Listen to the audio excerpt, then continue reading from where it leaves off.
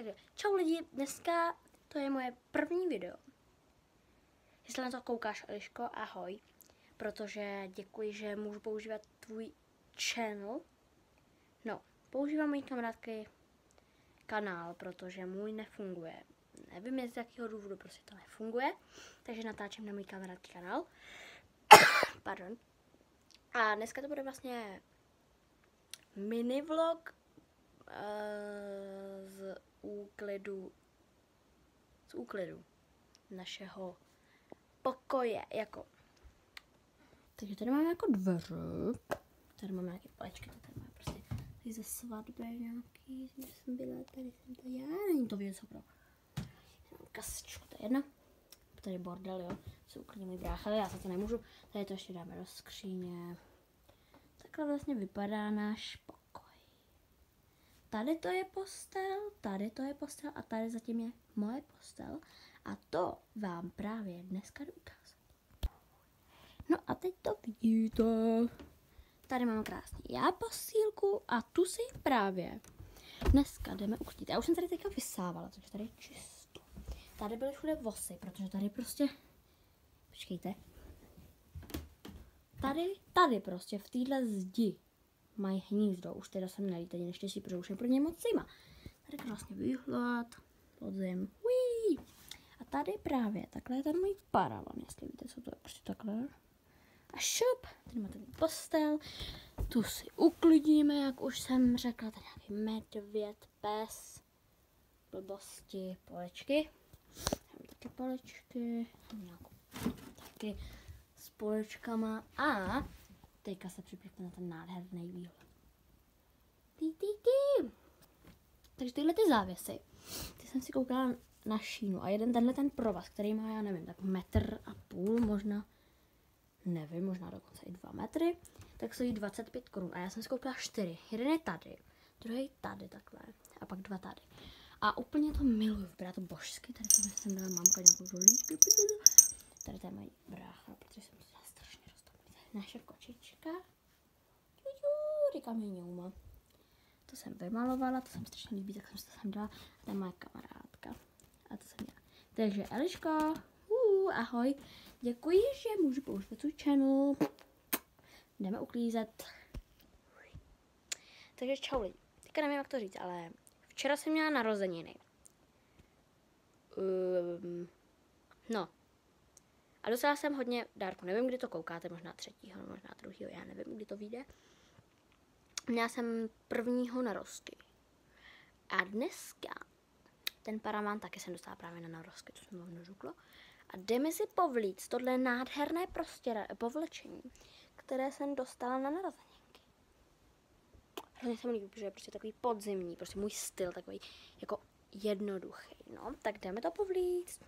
Jo a ještě tady to je mamky a teďka postel, prostě 3 místní. Tady vejdete s těma krásnýma prosklenýma dveřma, no vlastně jenom tak na půl. Prostě vzali v nějaký úplně random budově a dali to sem. Tady tahle obří postel, tady si tohle nevšímejte, toho bordelu ne, prostě mamka tady ještě neuklidila. A jdeme to povlít. Takže omlouvám se za tu strašnou kvalitu prostě jako světla, protože jak tady mám ten paravan, tak to hrozně omezuje světlo, jako ještě, že tady mám aspoň tohle okno prostě.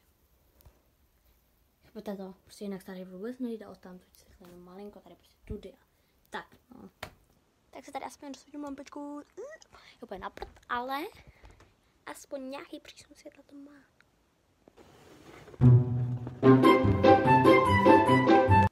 No konečně. Tak, teďka jsem dlouho rozmýšlela, jak se vás postavit, abyste viděli, jak to povlíkám. Taková hustá postava, teďka ji prostě vyrobil vlastníma sílama. No, a teď, lidi, to jdeme povlíct. Takže abyste viděli, tohleto povlečení na peřinu jsem dostala, když jsem byla mimino. Nebo když jsem prostě byla malá, takže ho mám od malička. A jdem to přetransformovat na jiné povlečení. Takže mám to, je to úplně boží. Ale zapomněla jsem, že musím povlíct i prostěradlo. Takže to tady teďka položím na můj krásný koberec a jdu ještě na prostěradlo. prostě jsem zapomněla předtím dát prostě rodlo a pak až povlíc to čistý povlečení. Takže se zase dáme rychlou transformaci. Krásné červené, nevím, jestli se k tomuhle to bude hodit, ale doufám, že jo. Tak. Teď musíme povlíct ten polštář. Já mám strašně velký polštář, prostě nevím proč, ale miluji velký polštáře, takže a to bude asi kvůli tomu. Jdeme ho povlíct. No, já si myslím, že boží a můžeme to jít uklidit. Tak teď sledujte, jak tohle všechno bude uklizený. No, já si myslím, že je to mega hezký. Podle mě přeměna mojeho pokojíčku z paravanu je hotová. Myslím, že je to úplně boží. Hrozně se těším, že budu spát. A vím, že Vánoce nejsou zas tak blízko, ale pro mě v listopadu mám pro všechny dárky už. Eliško, ty taky, já to vím. Ty je už máš v červnu klidně. A právě bych se chtěla zeptat, jako do komentářů napište, jestli taky už balíte vánoční dárky, anebo pro všechny máte vánoční dárky. A jako hodně by mě to zajímalo, takže můžete napsat do komentářů. Takže moc děkuji, že jste koukali na tohle. Video, doufám, že se vám líbilo, když tak můžete dát like a odběr. Nemusíte, nenutím vás do ničeho, můžete na to jenom koukat a hejtit to. Nemusíte taky, je mi to úplně jedno. Doufám teda, že se vám tohle video líbilo a čau!